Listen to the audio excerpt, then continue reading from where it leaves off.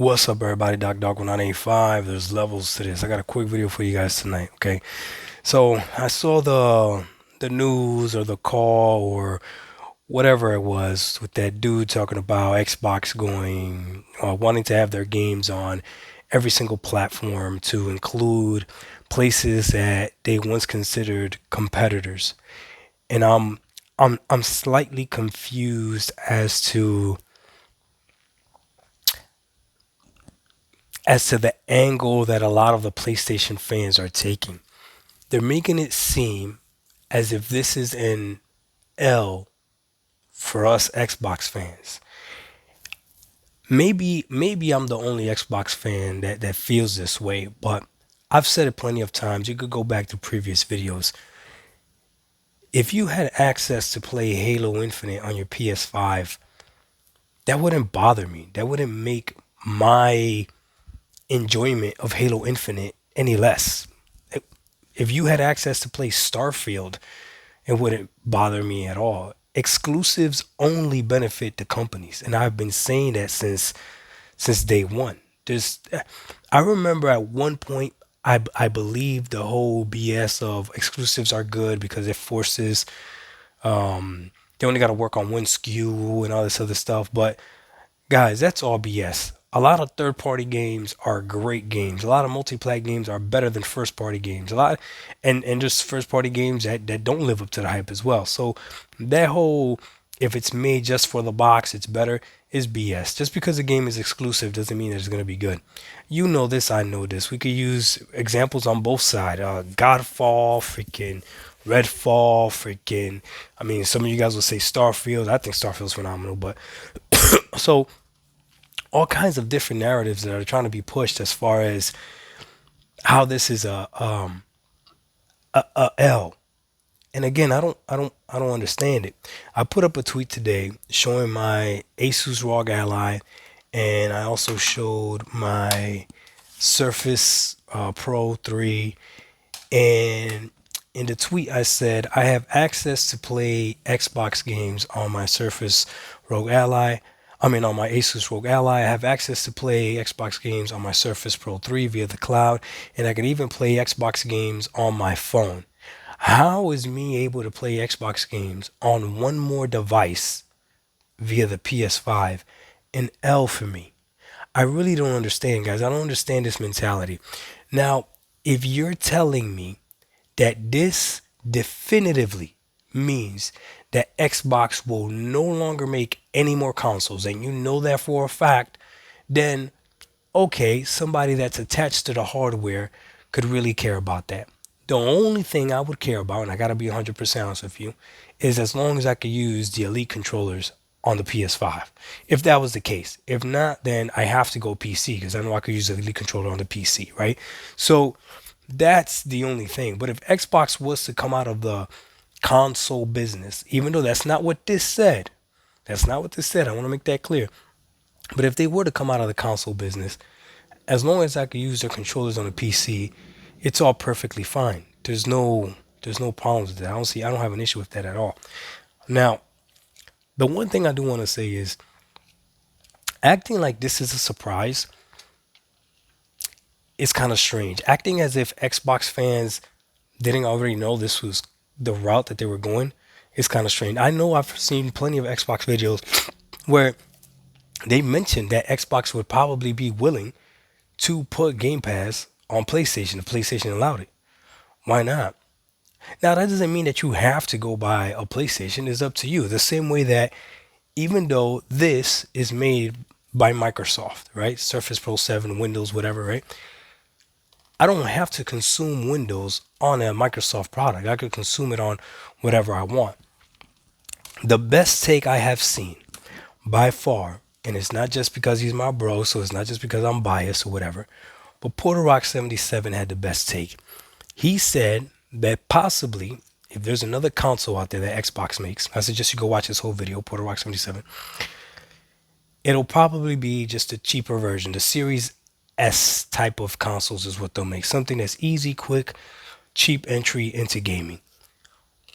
And I can see that. I can see that because the same way when it comes to laptops and tablets, whatever, Microsoft does make their Surface Pro laptops. I wouldn't consider this cheap though. This is not their cheap version, but I can see them still having a foothold hardware wise, just in case you want to go that route, just in case you want to choose that option. The one thing that my big bro also did though that really confuses me is the hint of haha, you guys lost. And it's like the PlayStation fan base have been placed in this hamster wheel where they believe anything that Sony tells them. They believe that remasters are okay. They believe that they want a remake of a game that they know they don't want a remake of. They believe that a game being exclusive. Listen to this. Because I can't play the game unless it's on a PS5, PlayStation fans believe it's better. That makes no sense. All these games are developed on PCs, guys, right? So what are we doing? Every single hardware, the technologies that are on these consoles, they're also on PC. So what is it that we're actually achieving as gamers when a game is exclusive? We're not achieving anything. The companies are beating us to the punch. The companies are laughing at us. Somebody said in the comment section, because I asked that on over a tweet, how is this an L for Xbox fans? He said, ask Sega fans. Okay, so I'm gonna ask this. Right now, currently,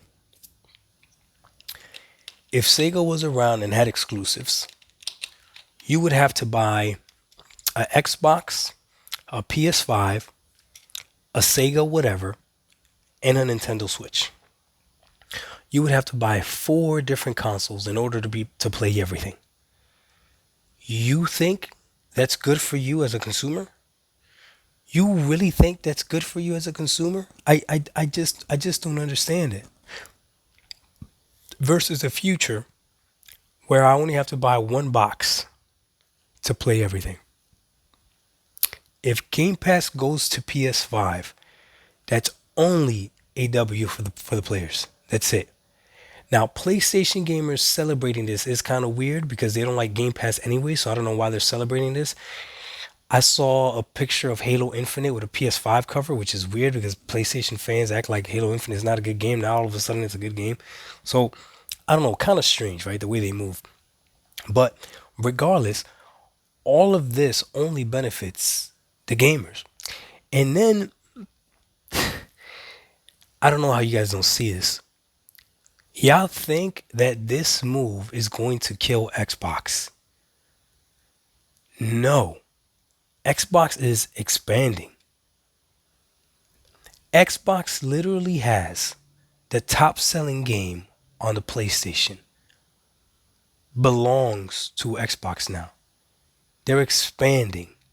And then if they put Game Pass on PlayStation, they will have the top subscription on PlayStation as well. Guys, if there's anybody in trouble, it's Sony. And the fact that you guys don't see this because you're still in your primitive mind stuck behind the box is a problem. I'm telling you right now, it's a problem. I don't see how this exclusive model continues to survive, and neither does Sony. That's why they're focusing on live service. That's why they're putting their exclusives on PC because it makes it no longer exclusive to the console. Xbox said, and then when this dude said that they said people that they looked at former competitors as Nintendo and PlayStation, I saw somebody, I think his name is J Swag or something. Shout out to him. Watch his channel. Talking about they're not competitors. What do you mean not competitors? Listen, I said that 2 years ago when Phil Spencer came out and said that their competition is Google and Amazon. You way behind, dog. Yeah, some of y'all are way behind. Xbox has been not competing with Nintendo and Sony. Completely different level, completely different mindset. At the end of the day, Xbox is doing the most and the best for the consumers as of right now. Maybe once they completely take over, they flip everything on its head and it makes it real bad for us. But as of right now, Bro, I want a future where I only have to buy one box. Why would I want to go out there and have to spend another $500? Why? That makes no sense. But you guys let me know what I'm missing. For all of you out there that are hardcore Xbox fans, that are Xbox fans before this generation, right? Because I don't have a problem admitting it. I became an Xbox fan this generation. So some of you have said, Doc, you're not an Xbox fan, you're a Game Pass fan. That's perfectly fine. That's true, because I play Game Pass on this. I've played Game Pass on my phone, even though I don't like xCloud. I'll play Game Pass on whatever. It don't matter to me. So if Game Pass does come to PS5 and games start coming to PS5 or PS6, I don't think it'll be this generation, PS6, whatever, it don't bother me none. And for you PlayStation fans that act like this is an L for Xbox fans, who exactly do you think is taking an L?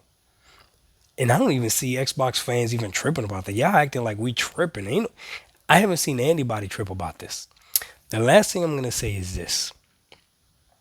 There was something that Phil said after that, where he said, we're not looking to become a third party publisher.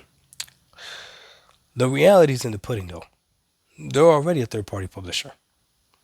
They are. Their games are everywhere. They are.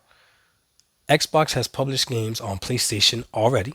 They've published games on Xbox and they publish games on PC. They've already done it.